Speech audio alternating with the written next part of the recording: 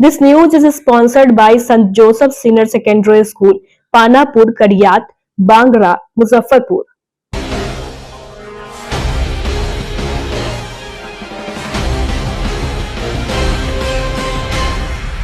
नमस्कार, मैं श्रुति और आप देख रहे हैं डेन न्यूज। खबरों को आगे बढ़ाने से पहले आइए एक नजर डालते हैं उन खबरों पर जो बनी है आज की सुर्खियां।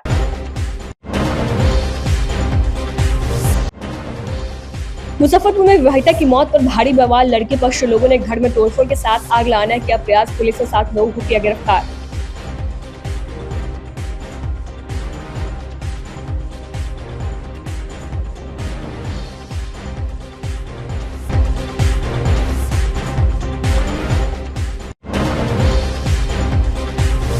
सड़क किनारे मिला युवक का शव, हत्या की आशंका। पुलिस कर रही है मामले की जांच।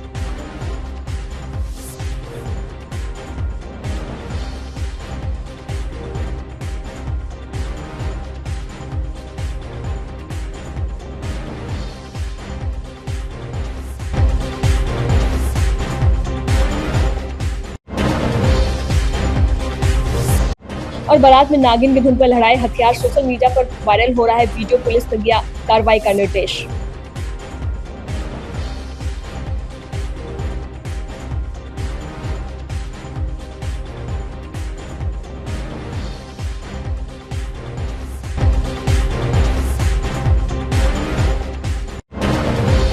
तो ये थी आज की सुर्खियां। अब खबरें विस्तार से।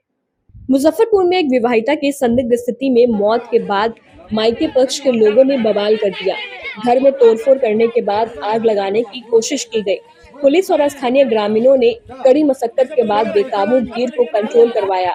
घटना सिवाईपट्टी थाना इलाके के मधेपुर गांव की है। मृतका की पहचान मोहम्मद क्यामुद्दीन की 26 वर्षीय पत्नी अफसाना खातून के रूप में हुई है। बताया जा रहा है कि लड़की के कमरे में ही उसका शव बरामद किया गया। मायके वालों को जैसे ही मौत की सूचना मिली, करीबन 100 की संख्या में लोग वहां पहुंच गए। बेटी का शव देखकर सभी लोग आक्रोशित हो गए और बवाल कर दिया। उग्र लोगों ने घर में जमकर तोड़फोड़ की। घर में आग लगाने की कोशिश भी की गई। इधर बवाल देखकर ससुराल पक्ष घर छोड़कर फरार हो गया। लड़की पक्ष का आरोप है कि 7 साल पहले उसकी बेटी की शादी हुई, 2 बच्चे भी हैं। लगातार दामाद के द्वारा 10 लाख रुपए का डिमांड किया जा रहा था। नहीं देने पर जान से मारने की धमकी दी जा रही थी। इधर तोड़फोड़ करने के मामले में पुलिस ने लड़की के पिता समेत 7 लोगों को गिरफ्तार कर लिया है। ग्रामीण एसपी विद्यासागर ने बताया कि दोनों तरफ से एफआईआर दर्ज की गई है। कानून हाथ में लेने वालों को किसी भी हाल में बख्शा नहीं जाएगा। ससुर के नाम है मिश्राइल मिया। हमरा मालूम चलक फोन करिए ओकर ससुर कहिए जामे फसल थी, कुछो बात ना बेटी से बात करा दे। हमरा कहलक ना, ओकर सास के फोन करी ना उठैलक। दामाद पर फोन कलक कहिए हम अफसाना निमन है बात करा दे छिए। करते करते में हमरा 9 बज गेलक। जाते जाते में 10-11 बज गेलक। लड़का के दूरा पर छोड़ के भाग गेलक सब। आ कोनो ना रहे, सब मिल के नटी जात के मारले रहे। सीधे बुझाई त रहे कहिया से धमकी दे रहल त हम कहलिए कि मजाक करे छै। राते कहले कि 10 लाख रुपया ले। हमारा रानिया चली गेलै हो। ओकरा बेटी के जोहरा सोगरा नाम 7 गो बेटी के हई। हमारा 3 गो बेटी में फोटो ललाई फोटो मारिए दे लई हो। में लेके फेंके जाते रही बात बोला ना। गाड़ी में लेके फेंके जाए रहलक त हम पहुँचली त गाड़ी में से घिंचा के रखली, दूरिये पर फेंका के भागलक। जैसे गरिया वाला सही भागल सब हो। घर छोड़ के भागल। थाना वाला के पैसा दे हो। गरीब के इंसाफ नहीं मिलता हो। ये मामला सिवाईपट्टी थाना क्षेत्र का है और करीब कल की घटना है। कल करीब रात को पुलिस के संज्ञान में ये तथ्य आया था और वहाँ पर एक बहुत बड़ा हादसा होते टला, क्योंकि जहाँ पे नवविवाहिता ने आत्महत्या की थी या मारा गया था, ये तो संदिग्ध मौत कह सकते हैं जब तक पोस्टमार्टम रिपोर्ट नहीं आता है। इसमें लोगों ने कानून को अपने हाथ में लेकर, जो लड़की पक्ष है जो कि बफर गांव के हैं ये लोग। तो वहाँ से करीब 100 लोग आए और लड़के वाले के घर में आकर के उन्होंने तोड़फोड़ मचाना शुरू किया। साथ में खंती और दाब और कुदाल ये सब लेके आए थे। और इनकी देखने वाली बात यह है कि इन्होंने करीब, जैसा कि आवेदन प्राप्त हुआ है, कि इन्होंने 10-12 लाख की संपत्ति को नुकसान पहुंचाया है। कुछ संपत्ति लेकर भी गए हैं, पूरी तरह से कानून हाथ में इन्होंने लिया। और ये सब हुआ पुलिस के संज्ञान में आने के बाद से, जब लड़की को, उसके डेड बॉडी को पोस्टमार्टम में भेज दिया गया। पोस्टमार्टम से लौटने के बाद ये बफर गांव जा कर के वहाँ से करीब 100 लोगों को साथ लेकर के ये लोग लड़के वाले के यहाँ ये कुकृत्य किए, जिसमें कि कानून हाथ में लेने के एवज में हम लोगों ने 81-25 कांड दर्ज किया है और 7 लोगों को गिरफ्तार भी किया है। और इसके पूर्व में लड़की पक्ष से जो आवेदन मिला 80-85 कांड संख्या, इसको दर्ज किया गया है, जिसमें कि 7-8 लोगों को नामजद किया गया है। उसका हम लोग अनुसंधान कर रहे हैं।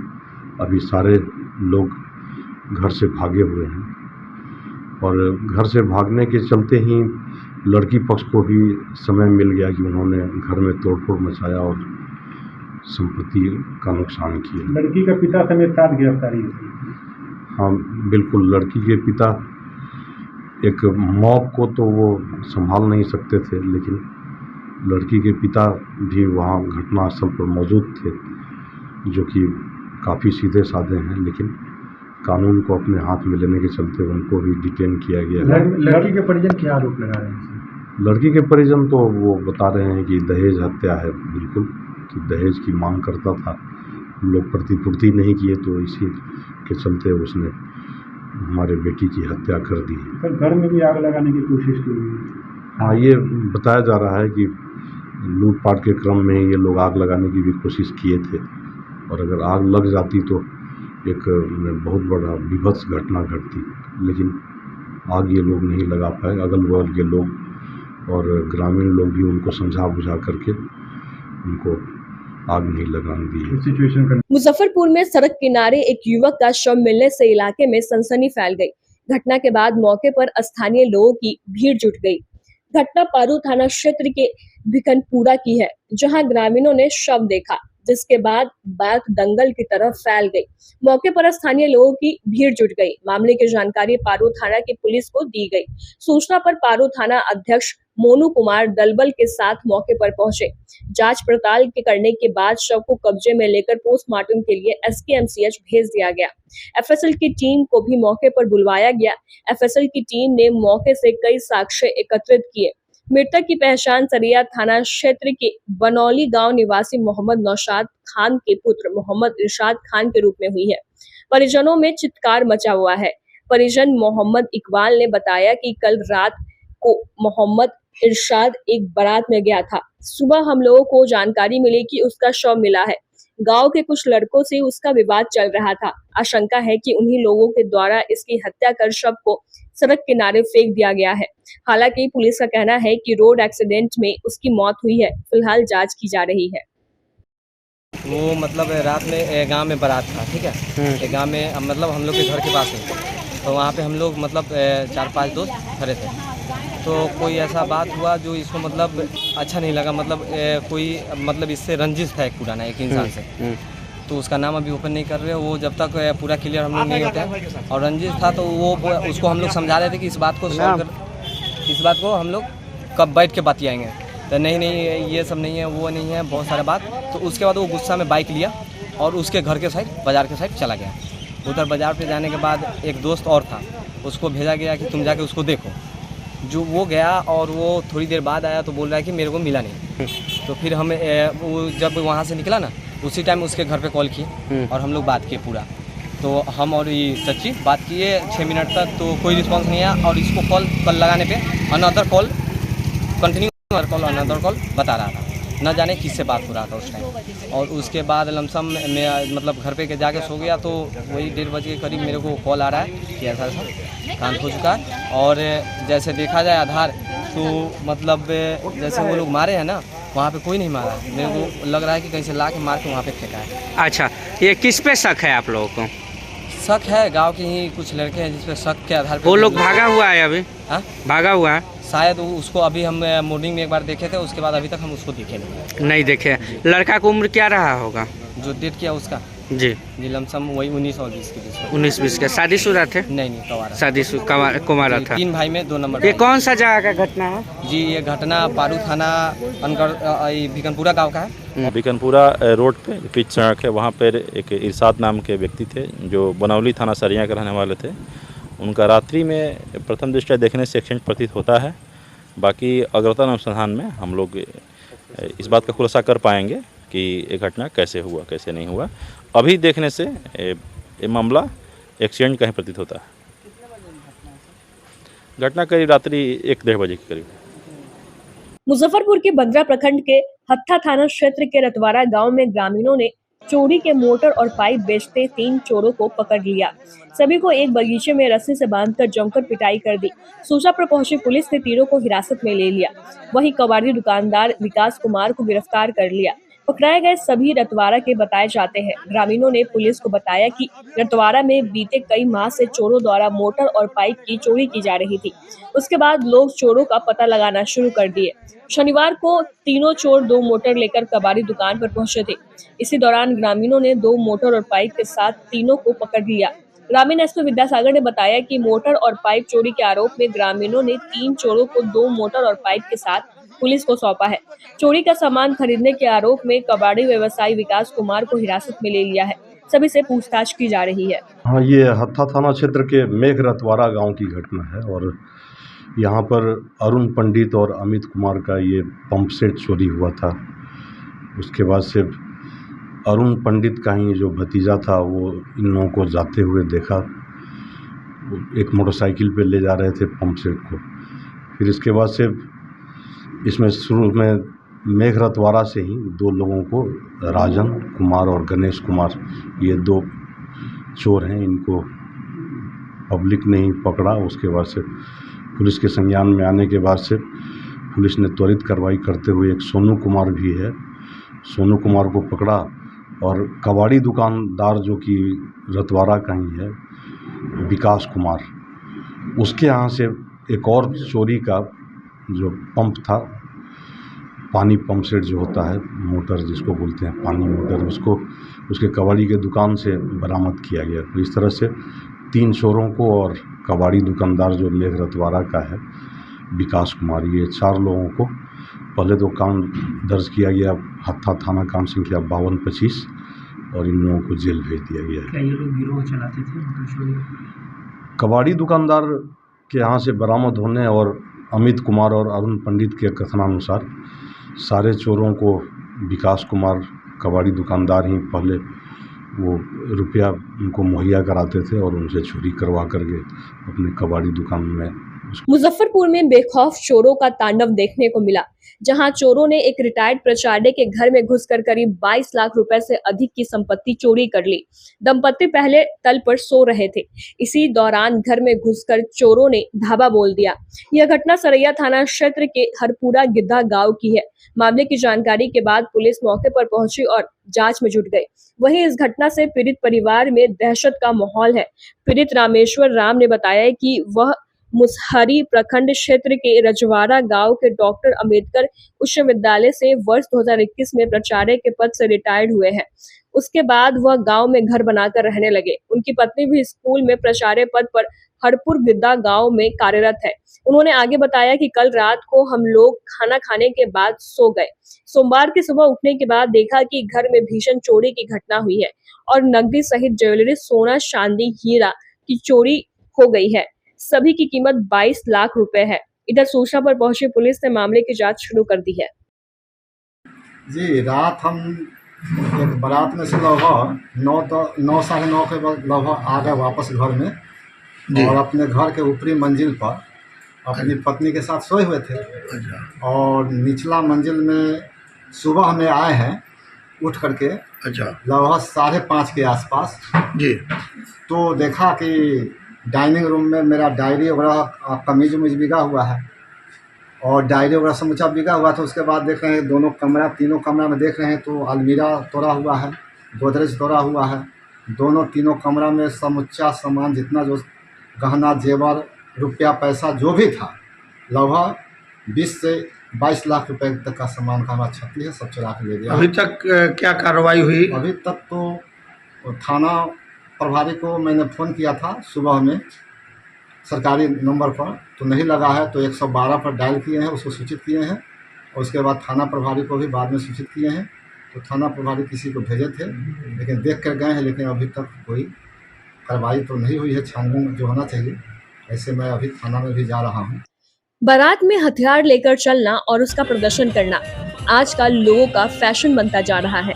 चाहे वो बार बालाओं के साथ हाथ में पिस्तौल लेकर नाचने का वीडियो हो, चाहे बारात में डांस करने का वीडियो हो, हाथ में हथियार लेकर उसका प्रदर्शन दिन पर दिन बढ़ता जा रहा है और पुलिस प्रशासन भी इस घटनाओं से अनजान बनी रहती है।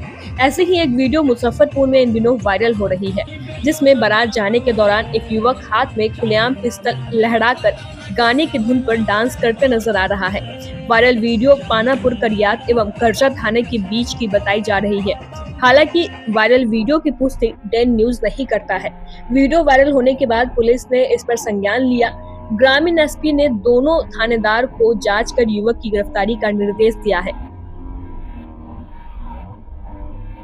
ये वीडियो पुलिस के संज्ञान में आ गया है। हम लोग ने करजा थाना और पानापुर करियात कांटी सबको हम लोग ने आगाह कर दिया है और जैसे ही इन लोगों की पहचान होती है तो हम लोग आवश्यक कार्रवाई करेंगे। Saint Joseph senior secondary school, Panapur Kariyat, Bangra, Muzaffarpur, affiliated to CBSE 10+2.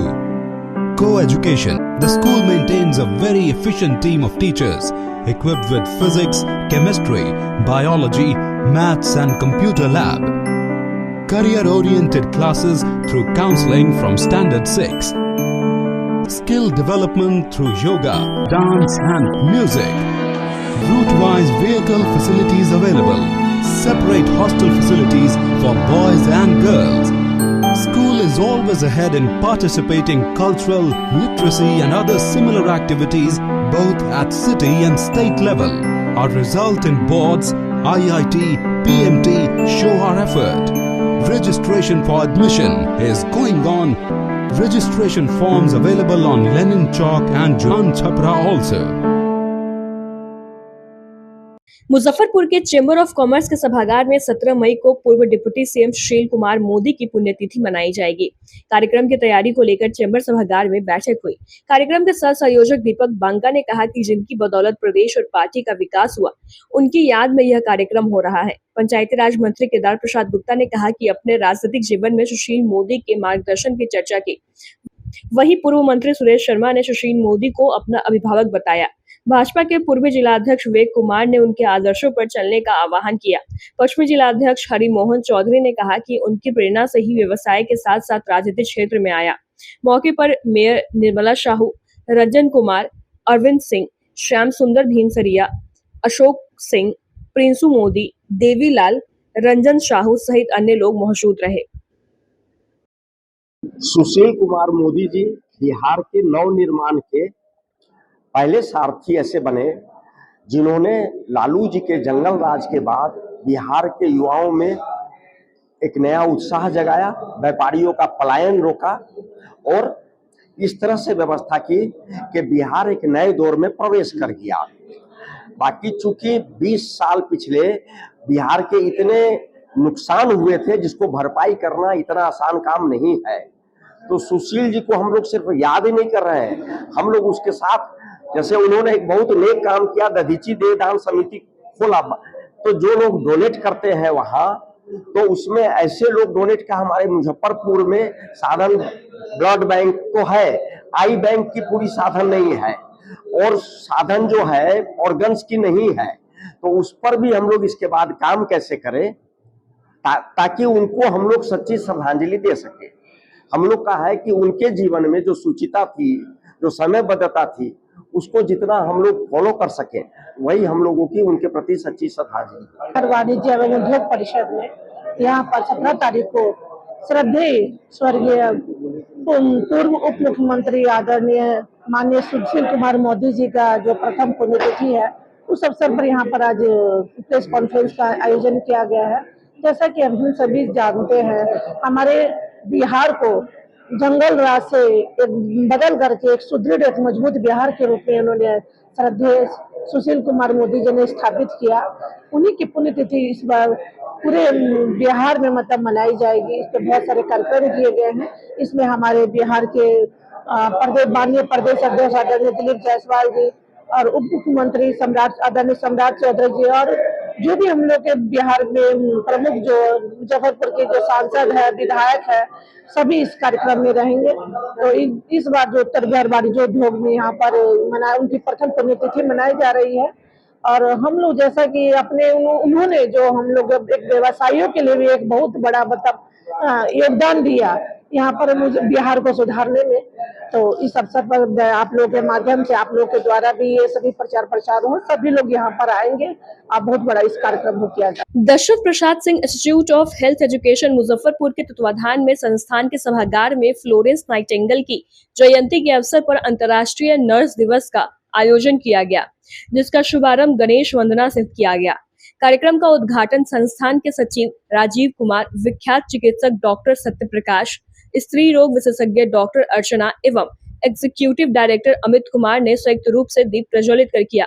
इस दौरान विचार व्यक्त करते हुए उन्होंने कहा कि यह केवल एक दिन नहीं, यह सेवा, समर्पण और करुणा के प्रति हमारे नर्सों के प्रति सम्मान प्रकट करने का दिन है। इस मौके पर उपस्थित छात्रों एवं शिक्षक गणों ने हाथों में कैंडल लेकर सच्चे मन से सेवा की शपथ ली। इसके उपरांत कैंपिंग समारोह का भी आयोजन किया गया एवं विशिष्ट अतिथि गण के द्वारा केक काटकर खुशी का इजहार किया गया। समारोह में छात्राओं ने रंगारंग कार्यक्रम प्रस्तुत किया। मौके पर कॉलेज के नर्सिंग विभागीय अध्यक्ष शुभम प्रासर, तरुण देव, डॉक्टर उत्कर्ष, मनीष कुमार, मुकेश यादव, सोनाली सिंह, शिवानी कुमारी, कुसुम कुमारी, टेनिका झा सहित अन्य लोग उपस्थित रहे। बहुत अच्छा लगा और मैं हमेशा से नर्सिंग को सर्वश्रेष्ठ सेवा के रूप में मानता हूं, क्योंकि मैंने वर्षों से नर्सेज के साथ काम किया है और मुझे पता है उनके काम का क्या महत्व है। और अच्छी बात है कि हमारे यहाँ अब नर्सिंग में लोगों का इंटरेस्ट शुरू हुआ है, जो कि केरल में आज से 40 साल पहले हो चुका था। अगर हमारे यहाँ भी 20 साल पहले हो गया होता तो आज हम बहुत ऊपर होते, क्योंकि महिला होना, माँ होना और नर्स होना एक साथ, ये बहुत बड़ी बात होती है और इससे हमारे समाज का और मेरे बिहार का तो बहुत ही उत्थान होगा।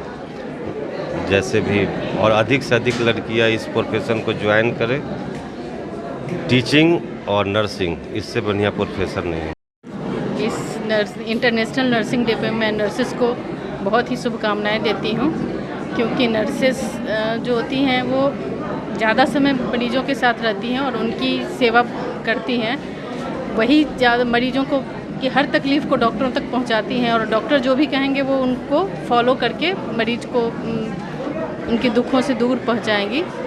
तो इसके लिए उनको संवेदनशील होना चाहिए और इन पे उनके बधाई देती हूँ। आज जो है हम लोगों के Dashrath Prasad Singh institute of health education में जो नए नर्सिंग में बच्चे दाखिला लिए हैं, उनको लैंड लाइटिंग सेरेमनी का आयोजन किया गया। इस दिन हम लोग उन लोगों को अलाइन करते हैं कि नर्सिंग करियर में उन्हें क्या करना है। उनको अपने पूरे जीवन को वो एज ए नर्सिंग करियर समर्पित कर रहे होते हैं और लाइट के माध्यम से जला के अपने अंदर सेवा भावना को ये करते हैं। मॉडर्न नर्सिंग जो 19वीं शताब्दी में फ्लोरेंस नाइटिंगेल के टाइम में आया, उसी के तर्ज पे हर एक साल इस चीज़ों का आयोजन किया जाता है और वो पूरे अपने जीवन को मानव और मरीज के सेवा के लिए समर्पित कर रहे होते हैं। इस दिन का बहुत महत्व है और हम वैसे सभी छात्र छात्राएं जो अपने आप को नर्स बनने के लिए अपना जीवन समर्पित करते हैं, उनके हम आसानमंद हैं और हम एज ए इंस्टीट्यूट इस देश के स्वास्थ्य व्यवस्था में भागीदार बन रहे हैं, इसके लिए हम अपने आप को गौरवान्वित महसूस करते हैं। हमारे यहाँ Dashrath Prasad Singh institute of health education में नर्सिंग डे हम लोग इंटरनेशनल नर्सिंग डे सेलिब्रेट कर रहे हैं, तो फ्लोरेंस नाइटिंगेल जी के जन्मदिन पे, ठीक है। उसके लिए बच्चों ने हमारे यहाँ बहुत सारे प्रोग्राम किए हैं, जैसे लैंप लाइटिंग और technique ceremony, capping, cake cutting, cultural programme. इन सब के तहत हम लोग का उद्देश्य ये है कि आज के समय में बच्चों को जो नर्सिंग कर रहे हैं उनको इनके बारे में पता होना चाहिए कि पहले लोग नर्सिंग के बारे में क्या सोचते थे और आज के समय में नर्सिंग की क्या सोच है लोगों के नज़र में। यही हमारा उद्देश्य है कि कॉलेज के माध्यम से हम लोग चाह रहे हैं कि हर जगह जो भी बच्चे यहाँ हमारे यहाँ पढ़ रहे हैं, आगे इन फ्यूचर जो भी नर्सिंग करेंगे उनको बारे में नॉलेज होना चाहिए कि क्या होती है नर्सिंग, इससे क्या महत्व है हमारी लाइफ में, और पेशेंट के साथ हमें कैसे केयर करना है, उनको अच्छे से कैसे केयर करेंगे। हम हॉस्पिटल में हो या फिर हम कम्युनिटी में कहीं भी नर्सिंग केयर अगर दे रहे हैं तो लोगों को अच्छे तरीके से देना है, उसके लिए हमारे पास अच्छा नॉलेज होना चाहिए। यही हमारा एक मकसद है इस प्रोग्राम को करने का। जी ये जो आज का प्रोग्राम हुआ है, सबको पता है कि आज 12 मई है एंड हम एक नर्सिंग ट्रीटर है और जितने भी नर्सेज हैं सबको पता है कि आज फ्लोरेंस नाइटिंगेल का बर्थडे है एंड उन्होंने जो भी किया है, आज ये जो नर्सेज डे मनाया जा रहा है या फिर जितने भी नर्सेज आज बन रही है सब उन्हीं की वजह से, ठीक है। तो आज जो हमारे कॉलेज में प्रोग्राम हो रहा है नर्सेज डे पे, तो इस प्रोग्राम के बीच में ओथ टेकिंग सेरेमनी भी लिया गया है ताकि आगे चल के जितनी भी नर्स हैं वो रेगुलर अपना जो काम है उनका उस काम पे मतलब उनको पता चल सके कि भाई क्या है नहीं है। जिला अग्रहरि वैश्य समाज की बैठक सरैयागंज स्थित नवयुवक समिति ट्रस्ट के सभागार कक्ष में हुई। इस अवसर पर जिला अग्रहरि वैश्य समाज ने अपने नए जिला अध्यक्ष और अन्य अधिकारियों का चुनाव किया, जिसमें रमेश प्रसाद अग्रहरि को जिला अध्यक्ष रूप में मनोनीत किया गया, जबकि जिला महामंत्री के रूप में विजय कुमार अग्रहरि और कोषाध्यक्ष रूप में विकास कुमार गुप्ता अग्रहरि को चयन किया गया। इस अवसर पर मौजूद अग्रहरि समाज के राष्ट्रीय उपाध्यक्ष और भाजपा नेता देवीलाल ने कहा कि मुजफ्फरपुर में उनकी आबादी 60,000 है। इस बार वह जाति जनगणना के टेबल नंबर 122 में अपने सभी 56 उपजातियों का नाम एक साथ दर्ज करवाएंगे और भारतीय जनता पार्टी के शीर्ष अधिकारियों से मिलकर वैश्य समाज की ताकत से अवगत कराएंगे। साथ ही मांग करेंगे कि मुजफ्फरपुर नगर विधानसभा से वैश्य समाज को ही टिकट मिले ताकि वैश्य समाज एकजुट होकर अपना मतदान करे और नगर विधानसभा से भारतीय जनता पार्टी का उम्मीदवार जीतकर विधानसभा में जाए। युवक समिति ट्रस्ट में जिला मुजफ्फरपुर अग्रहरि वैश्य समाज का एक बैठक हुई और उस बैठक में हम लोग नए जिला अध्यक्ष रमेश प्रसाद अग्रहरि, महामंत्री श्री विजय कुमार अग्रहरि और कोषाध्यक्ष विकास कुमार गुप्ता अग्रहरि को हम लोग चुने हैं। आगे की रणनीति में हम लोग तय किए हैं कि आने वाले जो हमारी जनसंख्या है जाति जनगणना का, उसमें हम लोग सारे वैश्य जाति जो उपजाति हैं हमारी 56 उपजाति एक टेबल में जो 122 नंबर है उसमें दर्ज कराएंगे और वैश्य एकता और संगठन को आगे बढ़ाने के लिए हम जाति जनगणना सूची में एक टेबल पर इसको दर्ज कराकर अपनी संख्या बल जो हमारा 20 से 22% है उसमें बढ़ोतरी कराएंगे। इसमें कोई भेदभाव नहीं होगा।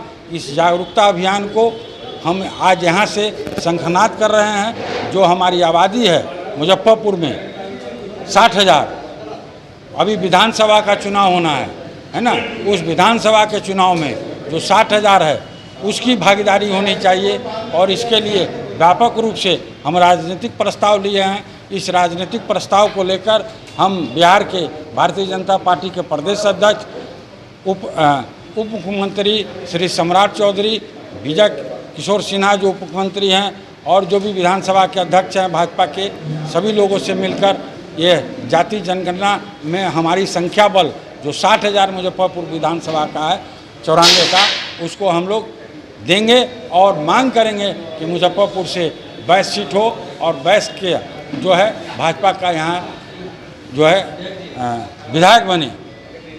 इसी राजनीतिक दृष्टिकोण से आज एक बैठक हुई है और उसमें नए जिला अध्यक्ष का चुनाव करके और राजनीतिक प्रस्ताव लिया गया है।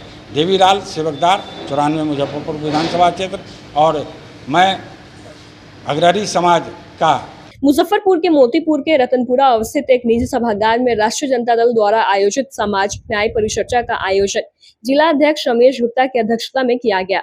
वहीं मंच का संचालन प्रखंड अध्यक्ष मोहम्मद उमैर ने किया। कार्यकर्ताओं को संबोधित करते हुए आलोक मेहता ने कहा कि पार्टी हमेशा सामाजिक लड़ाई दबे कुचले अल्पसंख्यकों के हक हुकूक की लड़ी है। लालू प्रसाद यादव के रास्ते पर चलते हुए तेजस्वी यादव ने भी माई बहन सम्मान योजना का ऐलान किया है। आप तमाम राजद के सिपाहियों से आग्रह है कि हर घर जाकर पार्टी का संदेश हर मतदाता तक पहुंचाए। मौके पर पूर्व विधायक नंद कुमार राय, भुवनेश्वर राय, राकेश कुमार राय, राहुल सराफ, प्रोफेसर अभय शाही, राकेश चंद्र यादव, बच्चे लाल पासवान, मोहम्मद नयाज, साकिब जमाल, धीरज यादव, अभिमन्यु पांडे, जालधर भगत, संजीव कुमार राय, राजीव कुमार राय सहित हजारों कार्यकर्ता मौजूद रहे। देखिए, माननीय नेता तेजस्वी यादव जी की तरफ से एक प्रोग्राम की संरचना की गई है जिसका नाम है सामाजिक न्याय परिचर्चा। पूरे बिहार में 243 विधानसभा सीटों पर जिलावार लगभग 24 कमेटियां बनाई गई हैं, जिसमें पूर्व मंत्री, वर्तमान विधायक, पूर्व विधायक और जो प्रकोष्ठ के जो अध्यक्ष उन लोगों को मिला करके और युवा की टीम को मिला करके 24 कमेटियां बनाई गई हैं जो पूरे 243 विधानसभा सीटों पर जाकर के सामाजिक न्याय परिचर्चा के ऊपर वो लोग काम कर रहे हैं, जहां पे बूथ लेवल मैनेजमेंट से लेकर के सोशल मीडिया मैनेजमेंट तक और हर वोटर को हम लोग कैसे जोड़ें इस पर हम लोग कार्य करने का और इस पर एक प्रशिक्षण के तौर पर एक परिचर्चा थी, जिसपे मुजफ्फरपुर जिला के जो टीम है उसमें माननीय पूर्व मंत्री आलोक मेहता जी हैं, वर्तमान विधायक गोविंदपुर कामरान जी हैं और अरविंद राय हैं। वैसे तो आंतरिक कार्यक्रम ही था, लेकिन इसमें हम लोग अपने पुरखों के द्वारा किए गए कार्यों को याद कराने आए हैं और जो हमारा विरोधी पक्ष देश की जनता को इल्यूजन में, भ्रम में रखकर और सिर्फ वोट की राजनीति कर रहा है, उससे ऊपर उठकर और जनहित के कार्यों को हम याद कराने आए हैं जो हमारे माननीय तेजस्वी प्रसाद यादव जी के उप मुख्यमंत्रित्व के कार्यकाल में हुआ या फिर लालू प्रसाद जी और राबड़ी जी के समय में। तो उसको हम याद कराकर ख़ास तौर से नई पीढ़ी को, जिन्होंने ये महसूस नहीं किया कि सामाजिक न्याय और धर्मनिरपेक्षता इस देश के लिए, इस राज्य के लिए क्यों जरूरी है, उनको हम घटनाओं के माध्यम से उनको याद कर एहसास करें। एक साथ चुनाव, कोई भी चुनाव में सब लोग का अपना अपना महत्वाकांक्षा रहता है और सभी लोग तैयार होता है। पार्टी जिसको चाहेगी उसको टिकट देगी, वो लड़ेगी। आरजेडी के जीत के लिए आप कितना रखते हैं कि आरजेडी जीत पाएगी यहाँ पे? अगर सही ढंग से अगर हुआ तो हम पक्का पूरा विधानसभा आरजेडी के गोदी में जाएगा। लेकिन अगर बाहरी व्यक्ति को कोई दे देता है, कोई उसको ठोक देता है, तो हो सकता है कि यहाँ की जनता बर्दाश्त नहीं करे। मंच पर बैठने को लेकर थोड़ी बहुत नाराजगी भी देखी कोई नाराजगी नहीं, कोई नाराजगी नहीं। इसलिए था कि संगठन की मामला था, कोई भाषणबाजी था नहीं। आपके हस्तक्षेप के बाद लोग शांत हुए हैं। कोई उसमें थोड़ा जो है लोग जो सीनियरिटी जूनियरिटी की जो बात जहाँ आई है कि कोई संगठन में कोई नहीं है, चाहे कोई अभी आया है वो पर कोई देख लिया होगा कि कोई बैठा है तो उसी के लिए कुछ बोला है, कोई खास बात नहीं। मुजफ्फरपुर के रामबाग रोड स्थित मौलवी ईशा शाह बाग कब्रिस्तान परिसर में एक बैठक आयोजित की गई, जिसमें नई कमेटी गठन का ऐलान किया गया, जिसमें सदर मोहम्मद गुलाब और सचिव मोहम्मद फूल बाबू को सबके सहमति से बनाने का निर्णय लिया गया। इसके साथ ही कब्रिस्तान में साफ सफाई एवं देख रेख करने को लेकर भी चर्चा हुई। बैठक में वार्ड 46 के पार्षद सैफ अली और 48 के पार्षद मोहम्मद हसन, मोहम्मद कमल, मोहम्मद अमीर हसन, मोहम्मद शमीम, मोहम्मद वसी अख्तर, मोहम्मद मुस्तफ़ा, मोहम्मद शमी कुरैसी, मोहम्मद रियाज, मोहम्मद मुन्ना समेत कई गणमान्य लोग मौजूद रहे। आज रामबाग कब्रिस्तान में आवाम की मीटिंग हुई, जिसमें यहाँ के अभी जो सेक्रेटरी हैं फूल जी, सब लोगों को बुलाए थे। उनका जैसे कि कहना जो यह कब्रिस्तान है अभी दो पार्ट में है, एक पार्ट इधर है और एक पार्ट जेल चौक की तरफ है, तो मालीघाट में। तो उसमें क्या है कि उधर का रख रखाव मतलब शुरू से ही अच्छे से होते आया है, लेकिन यहाँ जो रख रखाव था पहले उतना अच्छा नहीं था। और जब से फूल बाबू जो है अपने हाथ में इसको लिए हैं तब से यहाँ जो व्यवस्था अच्छी हुई है।